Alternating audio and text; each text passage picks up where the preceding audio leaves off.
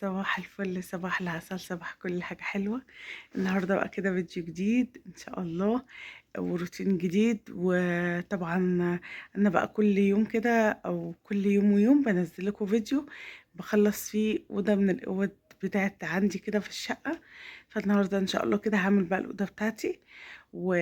وهعملها كده تنظيفة عميقة كده محترمة، عشان عايزة اقول لكم ان دي هتبقى تنظيفة رمضان وتنظيفة العيد. لان في العيد هنضف بس ايه اللي هو بقى همسح الدولاب والسرير والمراية، وهمسح الارض كده ايه من بره كده يعني. فتعالوا بقى نشوفوا كده هنعمله ايه. وما تنسونيش بقى باللايك والشير والسبسكرايب القناة. وربنا يديمكم حاجة حلوة قوي في حياتي، انتوا احسن ناس في الدنيا كلها. ويسعد صباحكم ويسعد ايامكم بكل حاجة بتتمنوها. ويلا بينا بقى نشوف هنعمله ايه، يلا بينا. كنت احصل لك.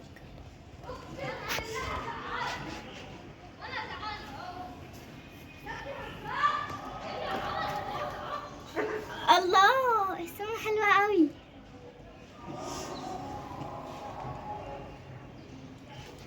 وبكرة تبقى بره. اللهم صل وسلم وبارك على سيدنا محمد وعلى آله وصحبه أجمعين.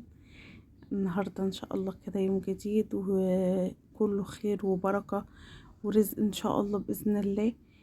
دي بقى كانت أوضة أميراتي، بناتي، ربنا يخليهم لي يا رب، يبارك لي فيهم ويبارك لكم في أولادكم يا رب جميعا.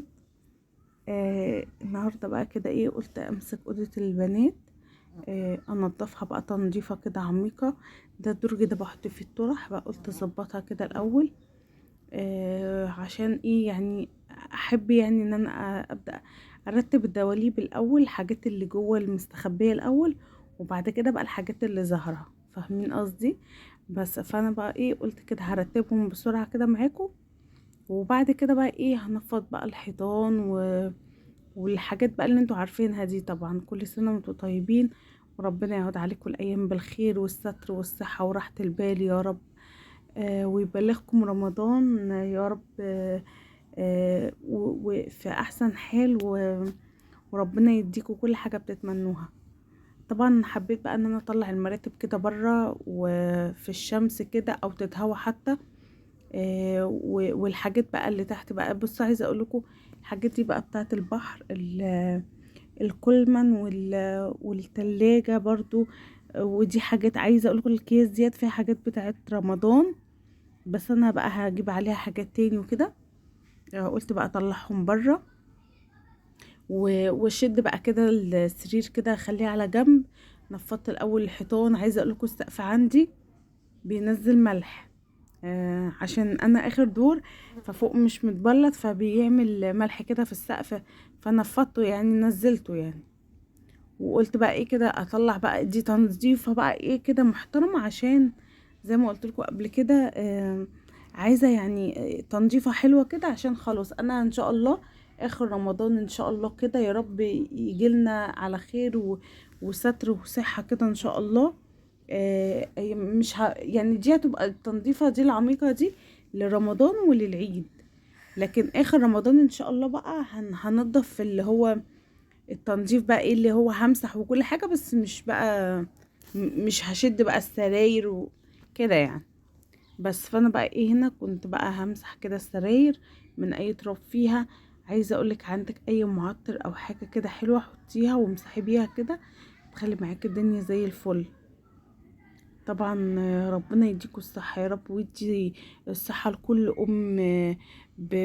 يعني بتعمل 100 حاجة في نفس الوقت يعني، والله.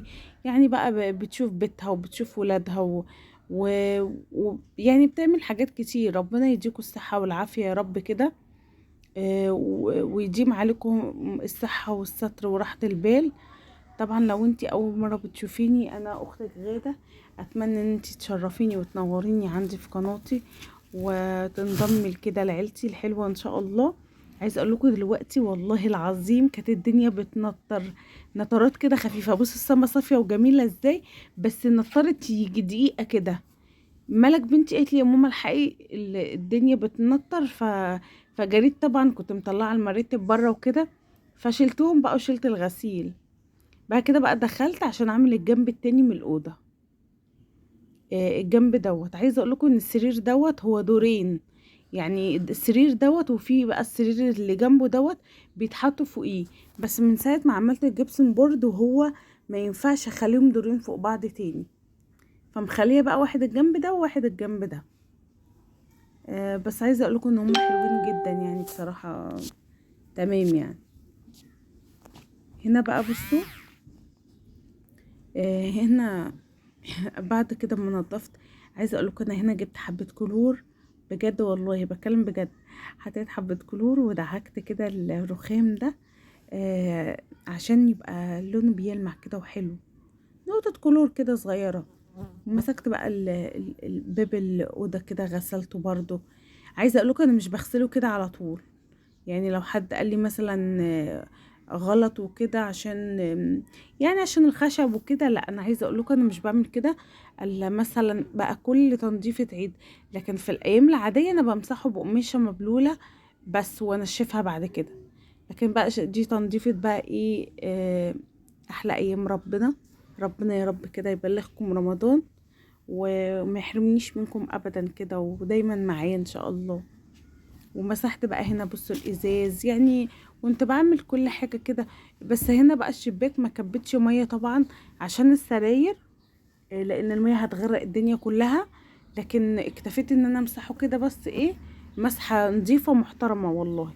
وعايزه اقول لكم بص السما شكلها جميل ازاي، تبارك الرحمن، بسم الله ما شاء الله.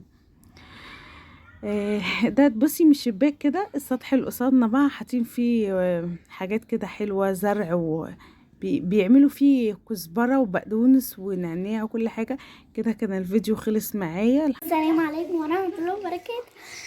عاملين ايه؟ يا رب تكونوا بخير وكويسين وبألف صحة وسعادة عليكم. انتي ماما كانت عاملة انت بتعملي ايه؟